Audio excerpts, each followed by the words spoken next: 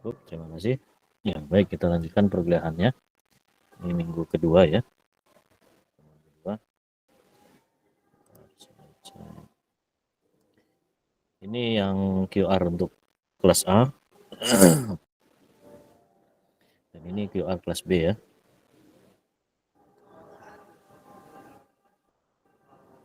Sudah ya presensinya. Oke.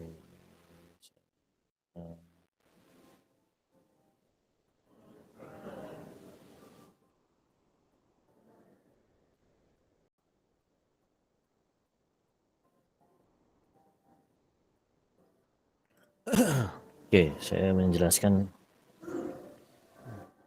diagram ini ya. Konsep manajemen kinerja. Yang saya sampaikan sebelumnya bahwa kinerja itu adalah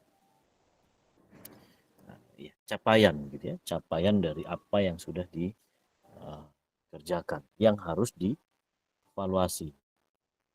Dari hasil evaluasi itu yang akan menentukan gitu ya, perbaikan apa yang bisa dilakukan agar kiranya di kemudian hari capaian sudah baik bisa ditingkatkan atau capaian yang kurang baik bisa ditingkatkan menjadi lebih baik.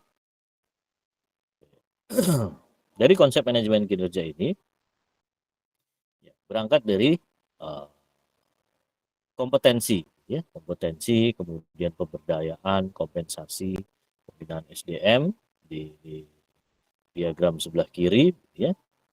Dengan bekal kompetensi, pemberdayaan atau pemberian tanggung jawab gitu ya.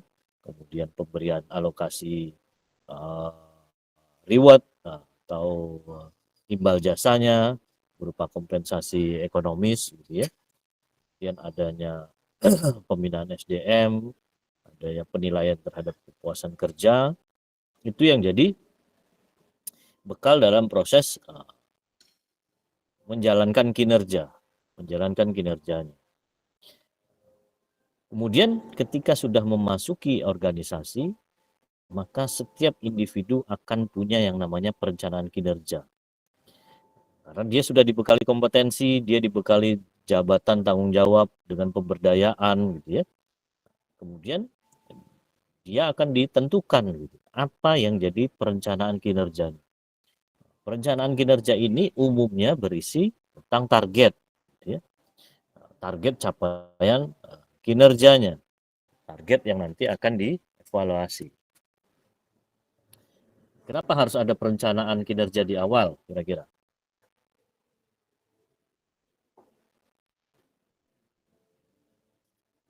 Supaya tahu Pak mau ngapain aja ke depannya. Supaya tahu mau ngapain aja. Kalau itu kan tadi adanya pemberdayaan begitu ya, tanggung jawab, SOP. Ya, artinya dia punya punya jabatan, punya tanggung jawab, dia harus menjalankan aktivitasnya. Tapi yang kaitannya spesifik dengan target capaian kinerja yang harusnya direncanakan. Kira-kira apa? Kalau dia melakukan pekerjaan kan, ya dia memang sudah diposisikan begitu ya, diposisikan untuk menjalankan aktivitas kerja. Tanpa dia tahu nih kerja dia mau akan baik atau mau tidak baik begitu. Kalau dia tidak melakukan perencanaan kinerja. Jadi perencanaan kinerja itu atau ya yang umum biasa dilakukan adalah perencanaan targetnya. Ya. Perencanaan target ya, kinerja yang akan dicapai. Karena perencanaan target kinerja ini biasanya berkaitan dengan komponen-komponen yang sifatnya supporting, mendukung gitu ya. Seringkali begitu ya dalam proses di perusahaan gitu ditetapkan target capaian kinerja. Ya, menjadi realistis atau menjadi memungkinkan untuk dicapai ketika ada supporting yang harus didukung. Misal nih, perusahaan Astra menetapkan perencanaan kinerja dengan menetapkan target keuntungan bersih 20%. 20% dari total operasional gitu ya. Artinya ketika dia mau, misal katakan dia mau untungnya 20% dari 1M atau untung mau 200 juta, maka dia harus mencapai 1,2 M dengan biaya operasional 1M. Artinya dia bisa mencapai keuntungan 20%. Ketika itu sudah ditetapkan sebagai target, maka dia harus mempersiapkan begitu ya untuk mendukung pencapaian kinerjanya tadi yang sudah ditargetkan. Apa saja yang dibutuhkan atau apa saja yang akan jadi strategi ya dengan koridor batasan bahwa biaya operasionalnya tidak boleh tidak melebihi 1M. Atau kalau lebih dari 1M, misal 1,2 M, maka capaian target kinerjanya akan lebih dari 200 juta begitu ya. Karena terkuncinya di 20%. Itu fungsinya menetapkan perencanaan kinerja di awal. Supaya kita tahu begitu. Kalau mungkin di panahan atau di olahraga menembak gitu ya, perencanaan kinerja itu kita harus tahu dulu objek sasarannya gitu ya, objek sasarannya, target sasarannya kita harus tahu. Biasanya kalau di panahan, di olahraga menembak itu kan ada target sasaran yang lingkaran-lingkaran itu ya, semakin ke tengah semakin tinggi nilainya. Begitu juga dengan target perencanaan kinerja. Di awal kita menetapkan perencanaan kinerjanya harus bisa mencapai apa ya di akhir periode. Nah, itu masuk dalam perencanaan kinerja. Ya, minimal begitu ya. Minimal kriteria perencanaan kinerja harus ada ya smart lah. Ya, targetnya harus smart, spesifik, measurable gitu ya. Kemudian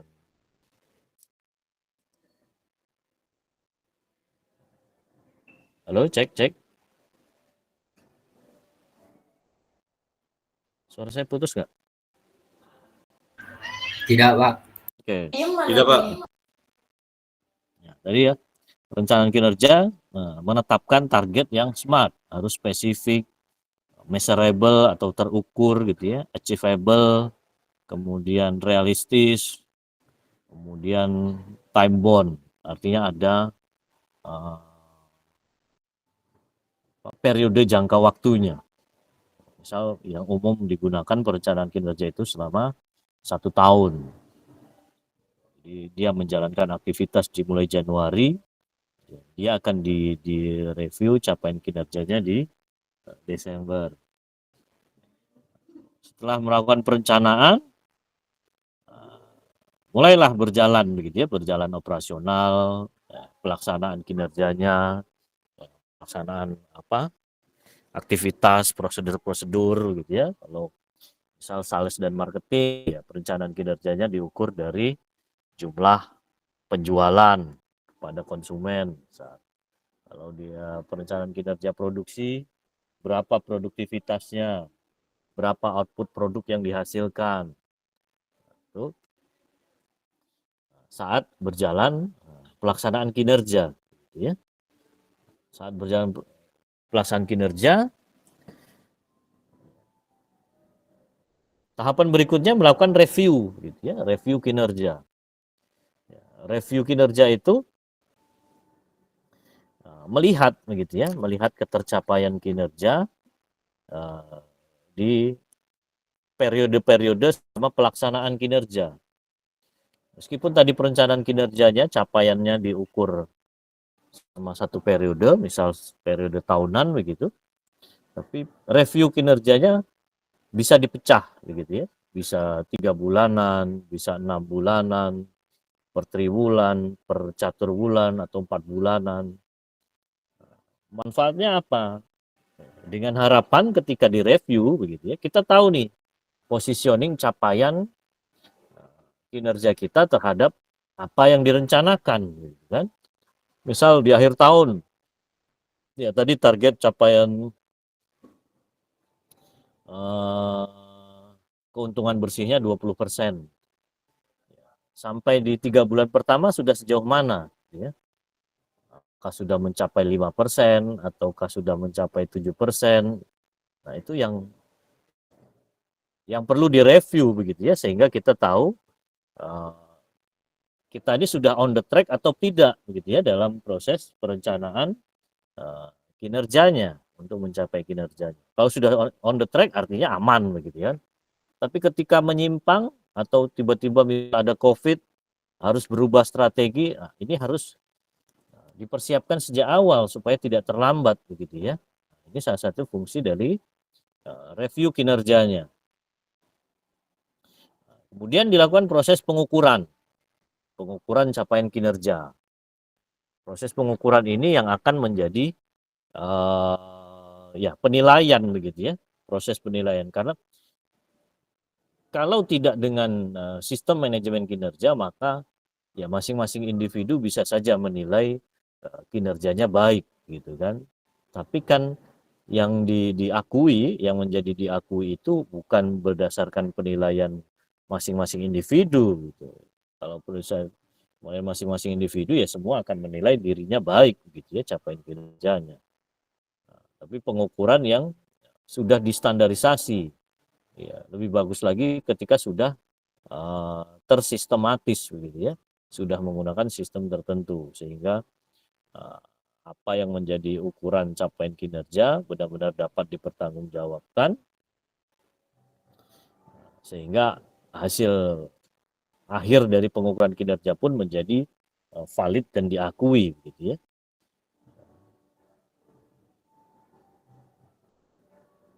Kemudian yang seringkali menimbulkan bias atau ketidaksinkronan begitu ya. Yang pernah saya alami juga. Biasanya capaian kinerja perusahaan gitu ya secara global seringkali tidak sejalan begitu ya. Seringkali tidak sejalan dengan capaian yang jadi target lebih spesifik di masing-masing departemen. Contohnya apa? Contohnya misal perusahaan otomotif lah, perusahaan otomotif. Target penjualan, sales dan marketing gitu ya. Target perusahaan dari tingkat keuntungan, profit margin. Targetnya orang produksi apa? Produktivitas, jumlah produksi, output, jumlah produk yang dihasilkan gitu ya. Di satu sisi akhir tahun ternyata capaian produksinya bagus begitu.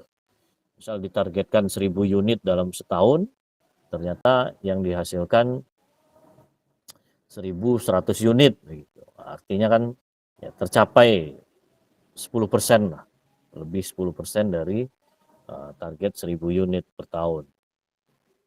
Tapi di lain sisi performa sales dan marketingnya ternyata tidak mendukung begitu ya atau mengalami penurunan.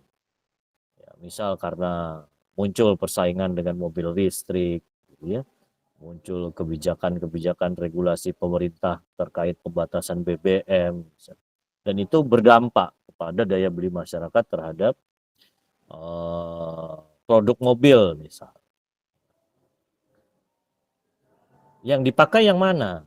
Ya tentunya yang dipakai adalah capaian organisasi perusahaan gitu ya. Profit margin yang global perusahaan sebagai acuan pemberian reward kinerja, pemberian insentif gitu ya. Jangan sampai hanya berpedoman pada produktivitasnya orang produksi tinggi nih, di atas target. Harusnya dikasih bonus besar atau reward begitu ya. Tunggu dulu begitu kan. Karena tetap ujung-ujungnya merujuk kepada keuntungan yang dihasilkan oleh perusahaan. Nah, itu yang seringkali menimbulkan bias karena secara skup lebih sempit, spesifik misal departemen produksi iya dia memang tercapai. Tapi kalau dia tercapai secara produksi, tapi secara perusahaan penjualan tidak tercapai, ya bisa jadi profit margin yang ditargetkan tadi belum tentu tercapai gitu ya. Ya, karena ujung-ujungnya pendapatan ya berdasarkan jumlah produk yang terjual, bukan jumlah produk yang berhasil diproduksi, gitu kan. Tuh. Setelah dilakukan pengukuran kinerja, kemudian dievaluasi, ya.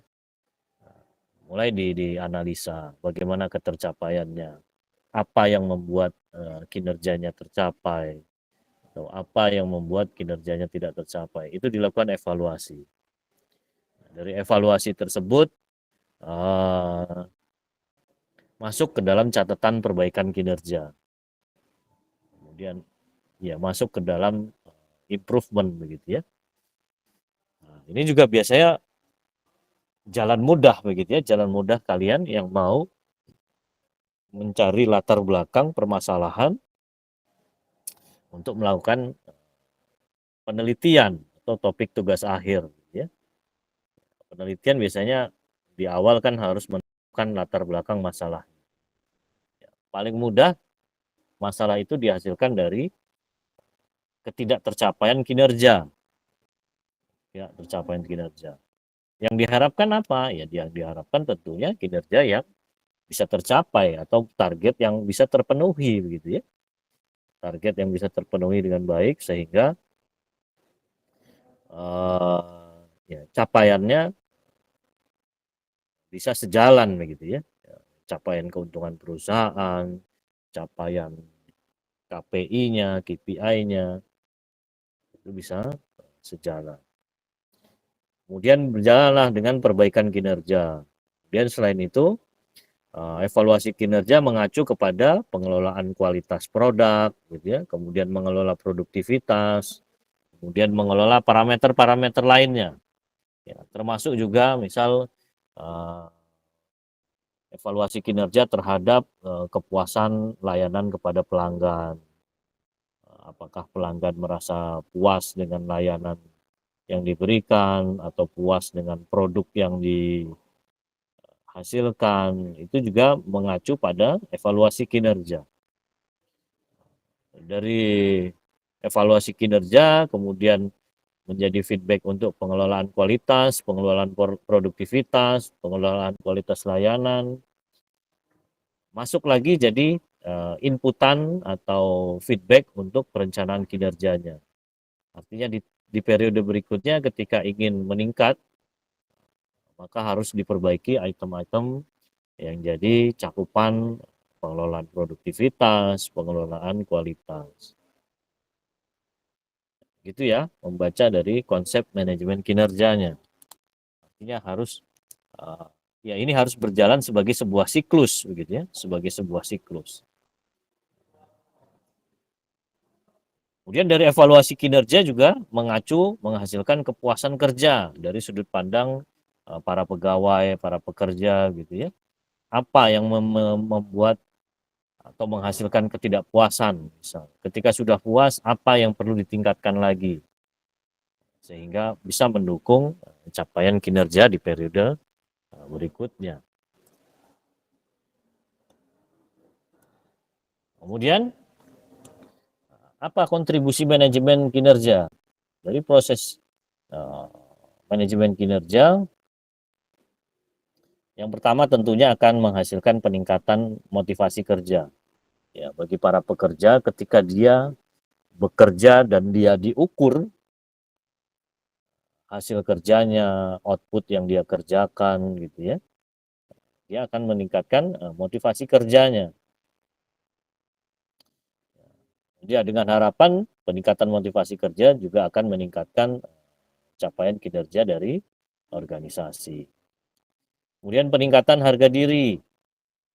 Bagaimana ya, person-person yang ada di organisasi akan berkompetisi begitu ya untuk bisa menghasilkan capaian kinerja yang paling baik atau yang lebih baik dibanding anggota organisasi yang lain. Kemudian Atasan juga mendapat wawasan tentang kinerja bawahannya. Atasan juga dapat melakukan evaluasi, review terhadap capaian kinerja bawahannya. Yang tidak lain fungsinya adalah untuk bisa mendorong begitu ya, capaian kinerja yang lebih baik di periode berikutnya. Kemudian dari manajemen kinerja kita mendapat begitu ya, mendapat pendefinisian secara spesifik dan jelas, kriteria tugas juga menjadi jelas gitu ya. Jadi apa mengerjakan apa, siapa mengerjakan apa menjadi tergambar begitu ya, menjadi tergambar sehingga dalam proses menjalankan operasionalnya mudah untuk menelusuri siapa yang bertanggung jawab atas ketercapaian dan atas ketidaktercapaian. Ketidaktercapaiannya misal terjadi kenapa begitu ya? Oh, misal pekerjanya sering sakit atau suplai bahan baku material dari supplier jelek begitu ya. Nah, itu bisa ditelusuri dengan mudah ketika definisi dan kriteria tugasnya juga ditetapkan dengan jelas begitu ya. Kemudian dari manajemen kinerja juga akan memberikan peningkatan wawasan akan pengembangan diri. Gitu ya. Jadi dia akan tahu begitu kinerjanya ini tidak tercapai karena apa? Apakah kurang skillnya, ataukah kurang kompetensi atau knowledge? Itu bisa jadi poin untuk melakukan pengembangan development begitu ya. Apakah dalam bentuk pelatihan ataukah dalam bentuk penugasan khusus itu. Jadi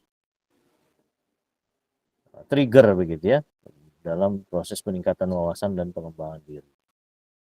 Kemudian perlakuan yang lebih adil dan tepat kepada anggota tim. Dari proses manajemen kinerja ini ya akan terlihat begitu ya. Siapa karyawan berprestasi, siapa yang biasa-biasa saja gitu ya. Dan yang berprestasi tentunya ya cukup wajar untuk bisa diberikan reward yang lebih dibanding rekan yang lain. Jangan terus tidak dihargai begitu ya. Ketika melakukan kinerjanya di atas rata-rata atau melebihi target, terus tidak ada pengakuan atau tidak ada penghargaan, reward, dia akan menjadi bumerang begitu ya, menurunkan motivasi tim yang menjalankan kinerjanya. Oke, kemudian dari manajemen kinerja tujuan organisasi menjadi jelas, bahkan sampai pada poin-poin spesifik gitu ya, yang menjadi tujuan target capaian kinerjanya organisasi. Karena ketika sudah bisa didefinisikan kinerjanya, maka akan lebih mudah untuk mengevaluasi dan akan lebih mudah untuk mengetahui sejauh mana kinerja organisasi ini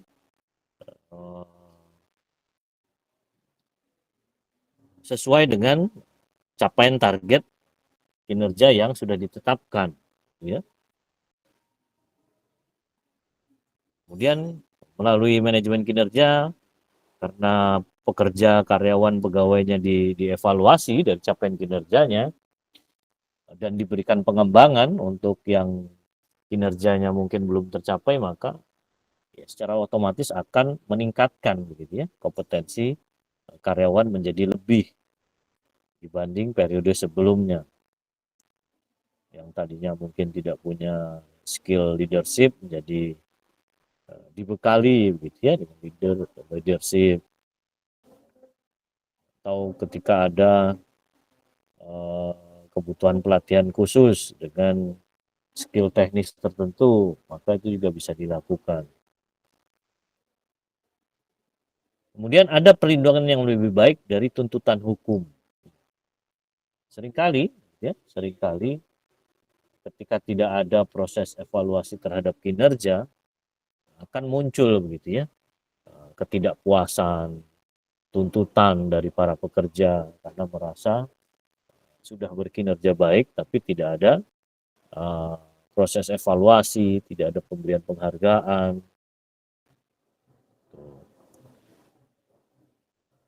Kemudian ada perbedaan yang lebih baik dan tepat waktu antara kinerja baik dan kinerja buruk. Ya, ini tadi untuk mendefinisikan di awal begitu ya. Siapa yang berhak dikatakan berkinerja baik, siapa yang dikatakan berkinerja buruk. Tentunya pembandingnya adalah target capaian kinerjanya atau KPI gitu ya. Key Performance Indicator. Dari situ akan bisa dianalisa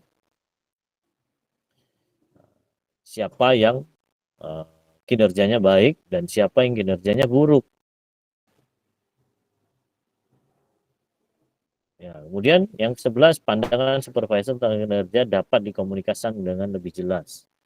Artinya dalam proses komunikasi antara supervisor atau atasan dengan bawahan, idealnya mengkomunikasikan begitu ya, capaian kinerja yang harus dicapai oleh para bawahan, karena tentunya tidak akan terlepas begitu ya, apa yang menjadi target kinerja supervisor pasti akan diturunkan kepada target capaian kinerja bawahannya.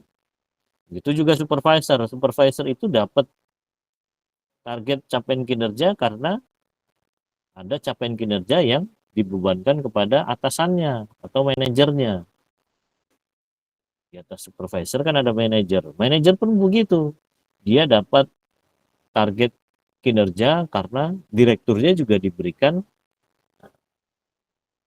target gitu ya, target capaian kinerjanya.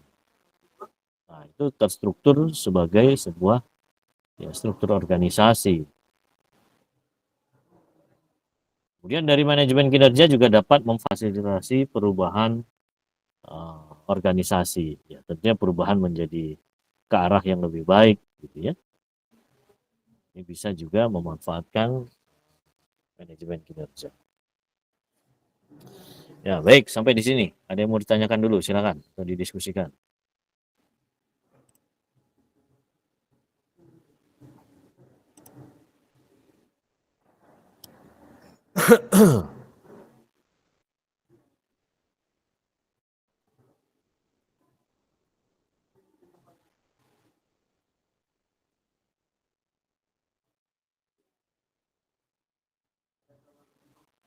Baik, cukup ya.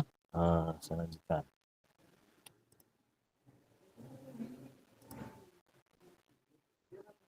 Kemudian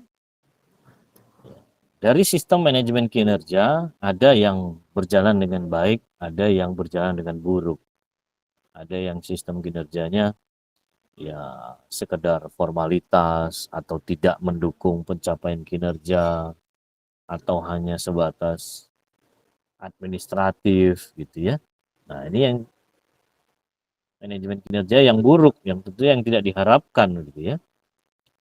Kemudian apa yang terjadi jika sistem manajemen kinerja tidak bekerja dengan baik? Apakah ada konsekuensi negatif akibat kualitas yang rendah dan implementasi yang buruk dari PNS? Ya, dari proses manajemen kinerja yang tidak baik tadi, ya bisa saja menghasilkan ketidakpercayaan begitu ya, ketidakpercayaan pegawai pekerja terhadap sistem manajemen kinerja. Kemudian karyawan dapat berhenti karena hasil jika proses dilihat tidak adil gitu ya, adanya ketidakpuasan tadi gitu ya, merasa diperlakukan tidak adil atau semena-mena. Itu akibat dari sistem manajemen kinerja yang buruk. Kemudian berpotensi menghasilkan informasi palsu dan menyesatkan. Dapat digunakan jika sistem standar tidak pada tempatnya. Ada beberapa peluang untuk mengubah informasi tentang kinerja karyawan menjadi tidak objektif begitu ya, tapi ada potensi bias ketika sistem manajemen kinerjanya buruk. Kemudian dapat menurunkan harga diri pegawai ya, karena pegawai yang sudah menjalankan kinerjanya kemudian karena sistem manajemen kinerjanya belum optimal, ternyata yang baik dinilai buruk jadinya.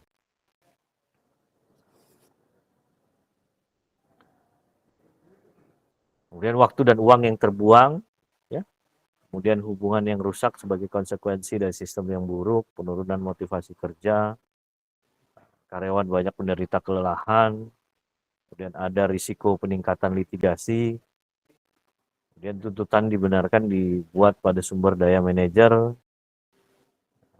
standar dan peringkat bervariasi dan menjadi tidak adil. Artinya tidak tidak tidak apple to apple begitu ya. Tidak apple to apple, tidak bisa dibandingkan antara satu capaian kinerja yang satu dengan yang lain. Kemudian dapat menghasilkan bias dalam menentukan standar, kemudian ya dapat menghasilkan misteri mengelilingi bagaimana penilaian berasal atau ya, banyak pertanyaan begitu ya, banyak pertanyaan dari pekerja, pegawai, kenapa dia dinilai buruk, kenapa dia dinilai cukup, sedangkan dia merasa kinerjanya baik. Nah, itu ya dampak begitu ya, dampak dari sistem manajemen kinerja yang buruk.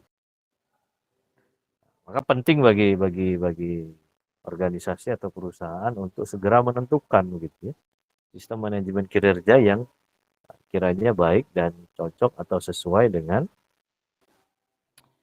uh, operasional yang dijalankan oleh perusahaan. Oke, baik. Nah, itu yang paling dari saya. Sampai di sini. Ada yang mau tanyakan dulu, silakan.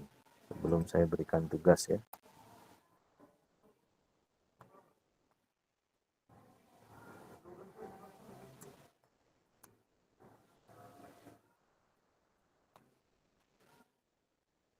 Tanggal 12.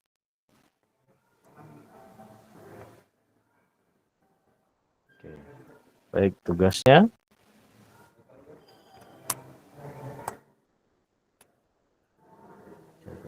tentukan ya, tugas kelompok.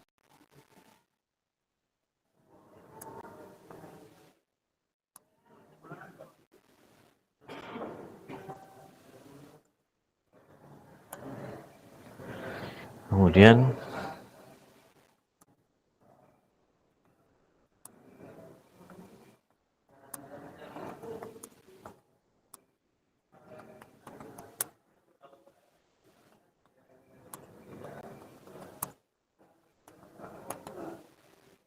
dari objek perusahaan yang sudah menerapkan sistem manajemen kinerja. Ya, dari objek perusahaan sistem manajemen, kemudian deskripsikan proses pengelolaan.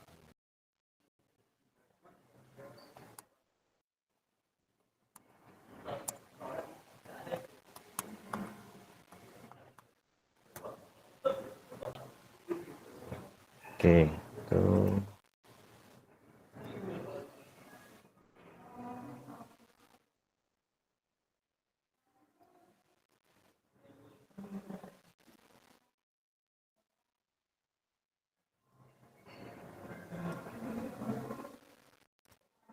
Oke, baik. Itu untuk tugasnya. Tentukan objek perusahaan yang sudah menerapkan sistem manajemen kinerja. Dan deskripsikan proses pengelolaan kinerja. Bisa kalian bandingkan dengan konsep manajemen kinerja yang sudah saya gambarkan di sini, ya. Atau kalian bisa mendeskripsikannya berdasarkan acuan yang lain, acuan teori yang lain, atau acuan panduan buku, jurnal, referensi lain. Silakan, ya. Oke, itu tugasnya ya. Oke, ada yang mau ditanyakan dulu?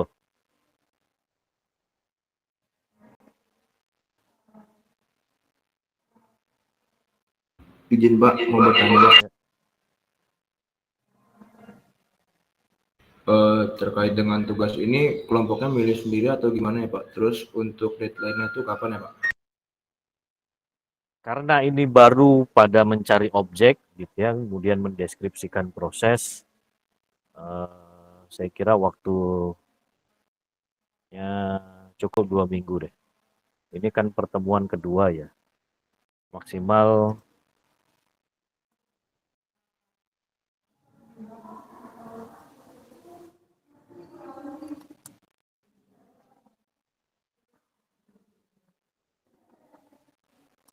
Oh iya Pak, satu lagi Pak, untuk kelompoknya itu per kelas atau boleh campur Pak? upayakan per kelas begitu ya. Upayakan per kelas. Cuman kalau di kelas A sisa 2, di kelas B sisa 3, silakan saja bergabung ya. Cuman rasanya tidak tidak semua kelompok. Saya izinkan satu kelompok saja lah. Satu kelompok saja yang memungkinkan bercampur di antara 2 kelas. Tapi kalau kelompok tugas yang lain, kelompok-kelompok yang lainnya harus dari satu kelas begitu ya. Baik, terima kasih Minggu Pak. keempat. Itu kemudian nama kelompoknya segera dikumpulkan lewat ketua kelas ya.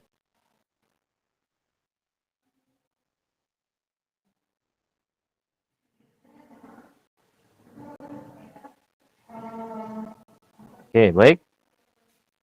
Ada lagi yang mau tanyakan terkait tugasnya?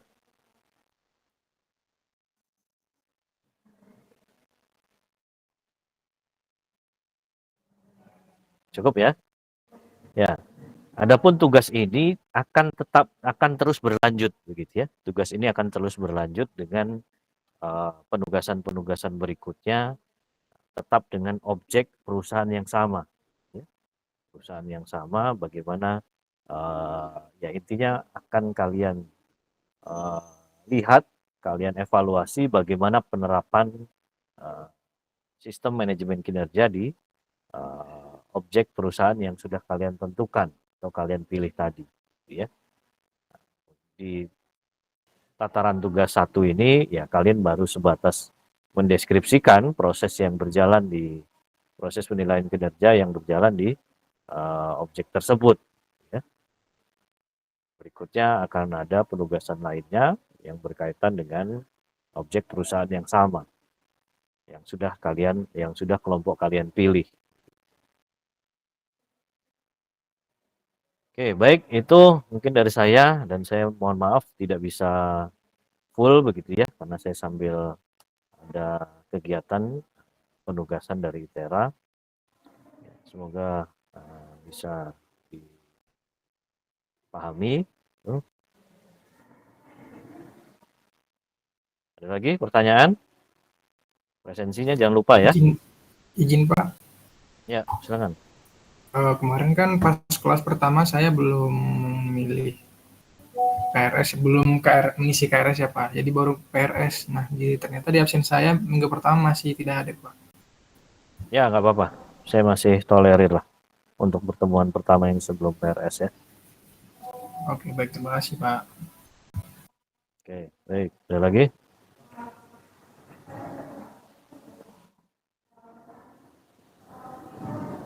Baik, cukup ya. Itu penyampaian saya untuk pertemuan kali ini. Kita tutup dengan doa. Berdoa menurut agama dan keyakinan masing-masing. Berdoa dipersilakan.